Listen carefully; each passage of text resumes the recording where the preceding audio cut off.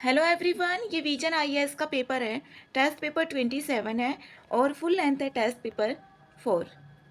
Full length का test paper है ये 4। इसमें क्वेश्चन नंबर फर्स्ट है,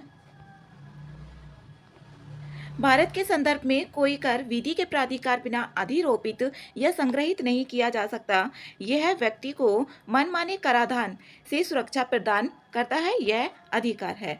यह अधिकार है, यहाँ पर संवैधानिक अधिकार है। ये संवैधानिक अधिकार है, इसका आंसर बी है। और आर्टिकल 265 में बताया हुआ है यहाँ पर कि कोई कर विधि के प्राधिकार बिना अधिरोपित या संग्रहित नहीं किया जा सकता। इसमें नेक्स्ट है क्वेश्चन नंबर 2 में बोला हुआ है, निम्नलिखित कथनों में से कौन सा एक भारतीय धर्मनिरपेक्षता के स्वरूप को सर्वोत्तम रूप से प्रतिबिंबित करता है। धर्मनिरपेक्षता के बारे में बताना है। तो यहाँ पर जो ना तो इसमें बताया हुआ है जो धर्मनिरपेक्षता होती है, ना तो धर्म तांत्रिक है और ना ही किसी धर्म को राजधर्म मानता है। इसमें ये है। और इसका जो आंसर है यहाँ पर वो होगा सी, सभी धर्मों में राज्य के सैद्धांतिक हस्तक्षेप की अनुमति देता है। ये सी आंसर इसका करेक्ट है। नेक्स्ट है क्वेश्चन नंबर 3, राष्ट्रीय सफाई कर्मचारी आयोग एनसीएस के संदर्भ में, यहाँ पर इसमें युग्म भी दिए हुए हैं, कितने युग्म इसमें करेक्ट हैं। तो पहला है इसमें, यह सामाजिक न्याय और अधिकारिता मंत्रालय के अधीन एक सांविधिक निकाय है। एक सांविधिक निकाय, पहला ये सही नहीं है, गैर वैधानिक निकाय के रूप में अभी कार्य कर रहा है। और पहली बार 1994 में राष्ट्रीय सफाई कर्मचारी आयोग अधिनियम 1993 के अंतर्गत इसको लाया गया था और वैधानिक आयोग के रूप में इसको मान्यता दी गई है, ना कि ये सांविधिक है। तो इसमें पहला ऑप्शन तो गलत है। अब पहला ऑप्शन गलत हो गया तो इसमें 3 तो हो नहीं सकता। इसमें दूसरा ऑप्शन है, आयोग हाथ से मैला उठाने वाले मैनुअल स्क्वेंजर्स कर्मियों के नियोजन का प्रतिषेध और उनका पुनर्निर्वास अधिनियम 2013 के कार्यान्वयन की निगरानी के लिए उत्तरदायी है। दूसरा ऑप्शन इसमें सही है, यहाँ पर ये दूसरा ऑप्शन करेक्ट है। आयोग का गठन प्रारंभ में एक सीमित अवधि के लिए किया गया था, लेकिन इसे कई बार बढ़ाया गया है। ये भी ऑप्शन यहाँ पर ठीक है, क्योंकि 1993 के अधिनियम में इसको लाया गया था, वैधानिक है ये। तो 2 ऑप्शन इसमें करेक्ट है, तो बी आंसर इसका सही है। नेक्स्ट है क्वेश्चन नंबर 4 में है, प्राय सुर्खियों में देखे जाने वाले देशों का एक समूह कॉफी क्लब किससे संबंधित है। ये संयुक्त राष्ट्र सुरक्षा परिषद के विस्तार के विरोध से है। सी आंसर इसका करेक्ट है। और ये अंतर सरकारी वार्ता फ्रेमवर्क जो आईजीएन है, संयुक्त राष्ट्र के भीतर राष्ट्र राज्यों का एक समूह है। नेक्स्ट है 5, बाजार स्थिरीकरण योजना जो एमएसएस बॉन्ड के संदर्भ में निम्नलिखित कथनों में से देखना है, इसमें कितने युग्म सही है ये इसमें बताना है। इसमें पहला ऑप्शन है, भारतीय रिजर्व बैंक अतिरिक्त तरलता को प्रबंधित करने के लिए एमएसएस बॉन्ड जारी करता है। पहला ऑप्शन करेक्ट है। जो एमएसएस बॉन्ड होते हैं ये वैधानिक तरलता अनुपात जो एसएलआर होता है, एसएलआर में जो बैंक होते हैं उनको अपने पास कुछ यहाँ पर संपत्ति रखनी होती है, उसको एसएलआर बोला जाता है, इसके पात्र होते हैं। दूसरा भी ऑप्शन ठीक है। एमएसएस बॉन्ड द्वितीयक बाजार में व्यापार योग्य होते हैं, ये द्वितीयक बाजार में भी योग्य होते हैं, ऑप्शन ठीक है। तीनों ऑप्शन यहाँ पर करेक्ट है, सी आंसर इसका सही है। नेक्स्ट है 6, ओडिशा के भुवनेश्वर में स्थित यह है मंदिर। अब इसमें बताना है किसके बारे में यहाँ पर वर्णन किया गया है, इसको पढ़ने के बाद।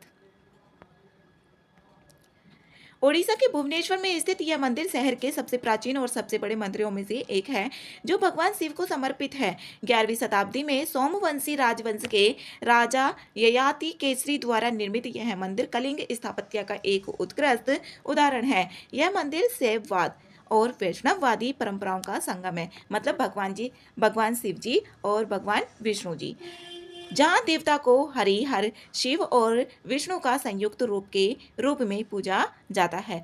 तो इसमें किसके बारे में बताया गया है, ये लिंगराज मंदिर के बारे में बताया गया है। और यहाँ पर इसके 4 मुख्य भाग हैं, गर्भगृह, यज्ञशाला, नाट्यशाला और भोग मंडप। और ये कोणार्क सूर्य मंदिर का देखें तो 13वीं शताब्दी में 13वीं शताब्दी का मंदिर है कोणार्क सूर्य मंदिर। और यह अपनी भव्य स्थापत्य धरोहर, ये जो यूनेस्को की विश्व धरोहर स्थल है उसमें भी शामिल है। जगन्नाथ मंदिर, जगन्नाथ मंदिर ये भगवान जगन्नाथ को समर्पित है, ये पुरी में स्थित है। और लिंगराज मंदिर ये भुवनेश्वर में स्थित है और इसको 11वीं शताब्दी में सोमवंशी राजव वंश के द्वारा इसको बनवाया गया था। इसमें पूछ भी लिया जाता है कि किस किस के द्वारा और कब कब बनवाया गया था, ऐसा क्वेश्चन आया हुआ भी। 11वीं शताब्दी, 13वीं शताब्दी, 14वीं शताब्दी। नेक्स्ट है यहाँ पर क्वेश्चन नंबर 7। भारतीय संसद के संदर्भ में निम्नलिखित में से कौन सी संसदीय समिति केंद्र, राज्य और केंद्र शासित प्रदेशों की सरकारों द्वारा नियुक्त समितियों एवं अन्य निकायों की संरचना और स्वरूप की जांच करती है? यह सिफारिश करती है कि इन पदों पर आसीन व्यक्तियों को संसद सदस्य के रूप में निर्वाचित किए जाने के लिए निर्णय घोषित किया जाना चाहिए अथवा नहीं किया जाना चाहिए। ये लाभ के पदों एवं संयुक्त समिति होती है। ए आंसर इसमें करेक्ट है। नेक्स्ट है 8। निम्नलिखित कथनों में से कौन सा एक कराधान में क्षैतिज क्षमता हॉरिजॉन्टल इक्विटी शब्द को सर्वश्रेष्ठ रूप से परिभाषित करता है? ये थीम बेस्ड क्वेश्चन है और ऐसे क्वेश्चंस आते ही है। ये है समान आय वाले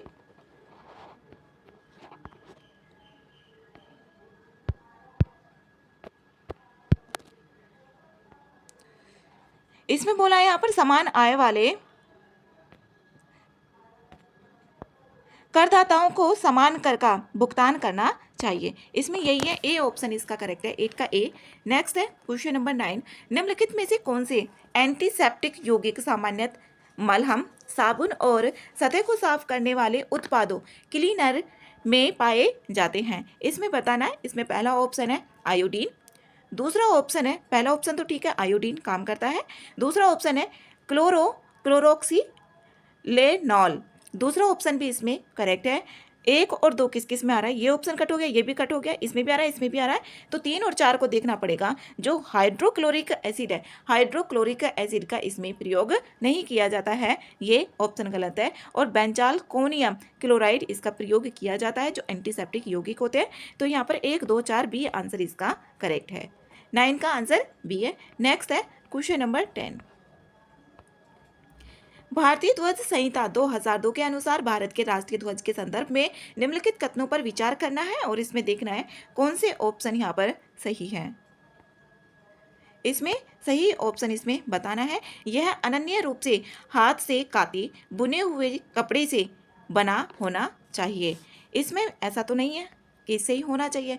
पहला ऑप्शन इसमें गलत है, पहला ऑप्शन गलत है। तो इसमें यहाँ पर पहला ये तो कट हो गया और इसमें सही ऑप्शन बताना है। इसे कभी भी जलाया या दफनाया नहीं जा सकता।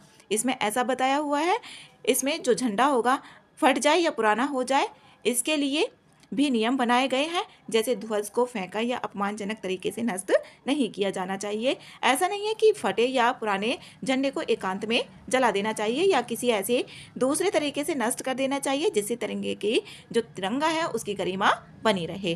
तो ऐसा नहीं है, कभी भी इसको नहीं किया जा सकता। दूसरा ऑप्शन भी गलत है, तो बी आंसर भी इसमें सही नहीं है। जब राष्ट्रीय ध्वज को अन्य देशों के ध्वजों के साथ एक सीधी रेखा में प्रदर्शित किया जाता है तो राष्ट्रीय ध्वज सदैव मध्य में होगा। ऐसा भी कुछ नहीं है कि सदैव मध्य में होगा, लास्ट में भी हो सकता है, स्टार्टिंग में भी हो सकता है। तो तीसरा ऑप्शन भी गलत है। इसमें डी आंसर ठीक है, इसमें कोई भी सही नहीं है। डी आंसर करेक्ट है। नेक्स्ट है 11। जैव विविधता कोल्ड स्पॉट के संदर्भ में निम्नलिखित कथनों पर विचार करना है और इसमें सही ऑप्शन भी चूज करना है। सही ऑप्शन कौन सा है?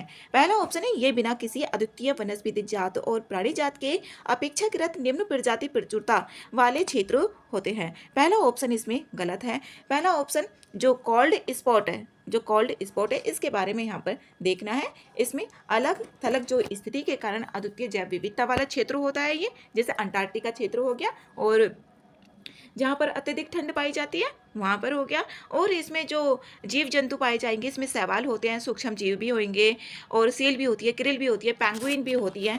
तो पहला ऑप्शन इसमें गलत है। इसमें दूसरा ऑप्शन है जैव विविधता, पहला तो गलत है। जैव विविधता कोल्ड स्पॉट की अप्रिय और अस्थिर जलवायु दशाओं के कारण इसके कारण जैव विविधता कोल्ड स्पॉट के प्रजातिकरण दर बहुत कम होती है। ऐसा नहीं है कि इसकी जो प्रजाति दर होगी वो बहुत कम होगी। तो दोनों ऑप्शन इसमें गलत है, तो डी आंसर इसका सही है। नेक्स्ट है 12, निम्नलिखित में से क्वांटम एंटेंगलमेंट के सर्वश्रेष्ठ वर्णन कौन सा करता है? इसमें यहाँ पर बी आंसर इसका सही है। यह एक ऐसी परिघटना है जिसमें दो या दो से अधिक कण एक दूसरे की स्थिति को तुरंत प्रभावित करते हैं, चाहे उनके बीच की दूरी कितनी भी क्यों ना हो। बी आंसर इसका सही है। नेक्स्ट है 13, इसमें यहाँ पर कथन और कारण में दिया हुआ है, नहीं, कथन 1 और कथन 2 दिए हुए हैं, और इसमें यहाँ पर देखना है कौन सा इसमें ऑप्शन करेक्ट है। इसमें सही ऑप्शन बताना है। पहला ऑप्शन है इसमें तुर्कमेनिस्तान, अफगानिस्तान, पाकिस्तान और भारत जो तापीय पाइपलाइन मध्य एशिया से भारतीय उपमहाद्वीप ए तक प्राकृतिक गैस के परिवहन के लिए एक रणनीतिक मार्ग है। पहला ऑप्शन तो करेक्ट है। जो तापी है, तापी का मतलब ये यहाँ पर टी का तुर्कमेनिस्तान, ए का अफगानिस्तान, पी से पाकिस्तान, आई से इंडिया, इसका मतलब भी यहाँ पर यही है। तो पहला ऑप्शन इसमें गलत है। दूसरा है तापी पाइपलाइन ताजिकिस्तान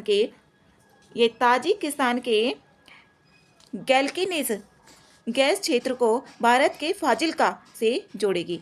ये ऑप्शन, दूसरा ऑप्शन इसमें गलत है। दक्षिण पूर्वी तुर्कमेनिस्तान के यहाँ पर गैल्किनिस जो गैस क्षेत्र है प्राकृतिक गैस का परिवहन के लिए डिज़ाइन किया गया है। दक्षिण पूर्वी तुर्कमेनिस्तान के लिए यहाँ पर ताजिकिस्तान इसका नहीं है, तो दूसरा ऑप्शन गलत है। कथन सही एक ठीक है और बी इसका गलत है, तो इसमें सी आंसर करेक्ट है। नेक्स्ट है 14, निम्नलिखित में से यहाँ पर नदियाँ दी हुई हैं और इनको देखना है यहाँ पर पूर्व से पश्चिम की तरफ, पूर्व से पश्चिम, यहाँ से ऐसे जाना है और इधर की तरफ को जाना है इस तरीके से, और नदियाँ दी गई हैं 4। तो यहाँ पर पहले देखें इधर कौन सी नदी है।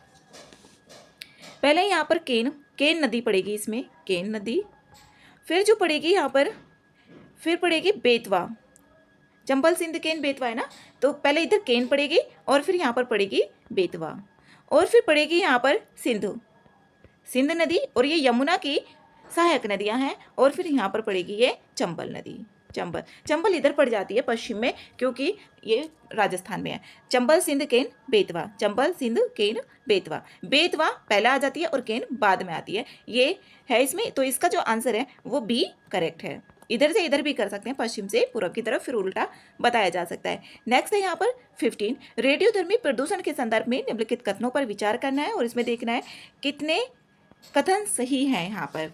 तो पहला ऑप्शन है इसका,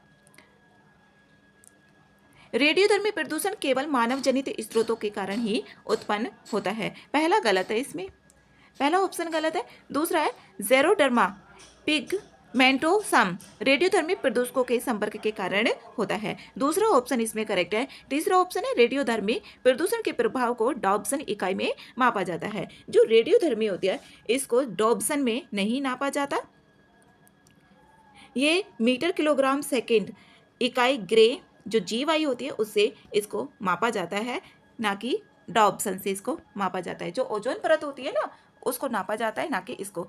तो यहाँ पर एक ही ऑप्शन इसका ठीक है, ए ऑप्शन इसमें करेक्ट है। नेक्स्ट है 16 में है निम्नलिखित पर विचार करना है और इसमें देखना अरब प्रायद्वीप का कौन सा हिस्सा है। अरब प्रायद्वीप का कौन सा हिस्सा है, पहला तो है बहरीन और दूसरा भी है जॉर्डन, इजराइल नहीं है, तीसरा ऑप्शन इसमें आ रहा है, और इराक है। 1 2 4 डी आंसर इसका करेक्ट है। 16 का यहाँ पर डी। इसमें नेक्स्ट क्वेश्चन है 17, केसर के संदर्भ में निम्नलिखित कथनों पर विचार करना है और इसमें देखना है सही नहीं कौन सा है। पहला ऑप्शन है इसमें इसे सूखे पुष्प के दल से प्राप्त किया जाता है, ये ऑप्शन गलत है। यह भारत में पाई जाने वाली स्थानीय प्रजाति है। इसे 5वीं शताब्दी ईसा पूर्व में पहली बार कश्मीर में लाया गया था। तो 1 और 2 जिसमें होंगे वो गलत ही होगा, तो ए इसमें आ रहा है, ए में, तो ए आंसर इसका करेक्ट है। नेक्स्ट है 18 में बोला हुआ है स्टार्टअप्स के संदर्भ में देखना है फंडिंग विंटर, ये थीम बेस्ड क्वेश्चन है और यहाँ पर पूछ लिए जाते हैं, तो इसका आंसर यहाँ पर ए ही करेक्ट है। एक पद जिसका उपयोग स्टार्टअप्स में पूंजी प्रवाह में कमी की अवधि का वर्णन करने के लिए किया जाता है। तो यहाँ पर ए आंसर इसका करेक्ट है। नेक्स्ट है क्वेश्चन नंबर 19, सांता एना पवनों के संदर्भ में निम्नलिखित कथनों पर विचार करना है। और इसमें पहला ऑप्शन है, बताना है सही ऑप्शन कौन से होंगे। ये शुष्क होती हैं तथा एनाबेटिक पवनें ग्रेट बेसिन क्षेत्र में निम्न वायुदाब प्रणाली के कारण निर्मित होती हैं। पहला ऑप्शन इसमें गलत है। ये यहाँ पर शीत शुष्क नीचे की ओर बहने वाली पवनें हैं, तो पहला ऑप्शन इसमें गलत हो गया। दूसरा ऑप्शन है ये वर्ष 2025 की दक्षिण कैलिफोर्निया की वनाग्नि की घटना के लिए उत्तरदायी है। जो सांता एना पवनें हैं 2025 की दक्षिणी कैलिफोर्निया की वनाग्नि के लिए ये उत्तरदायी भी है, तो बी आंसर इसमें करेक्ट है। 19 का आंसर इसमें बी है। नेक्स्ट है 20 में है, यहाँ पर इसमें दे दिया है पैराग्राफ बना के और इसमें बताना है कि किसका वर्णन किया जा रहा है। इसमें यहाँ पर देखें, यह एक वैश्विक स्तर पर मान्यता प्राप्त गैर लाभकारी संगठन है जिसकी स्थापना कमलजीत बावा द्वारा की गई, जो पर्यावरण संरक्षण और संधारणीय सामाजिक रूप से न्याय संगत विकास पर केंद्रित है। इसे भारत सरकार के विज्ञान और प्रौद्योगिकी मंत्रालय द्वारा एक वैज्ञानिक और औद्योगिक अनुसंधान संगठन के रूप में मान्यता प्राप्त है। इसमें किस निम्नलिखित संस्थाओं में से किसका वर्णन किया गया है। इसमें किया गया ये Ashoka trust for research in ecology and environment, B answer इसमें करेक्ट है।